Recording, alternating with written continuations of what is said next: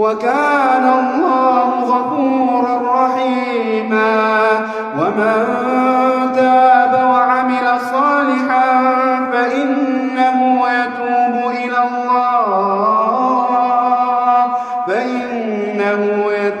إلى الله متابا.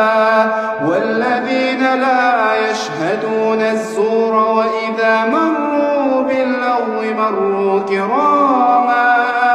والذين إذا ذكروا بآيات ربهم لم يخروا عليها صما وعميانا. والذين يقولون ربنا هب لنا من أزواجنا وذرياتنا قرة أعين وجعلنا للمتقين إماما.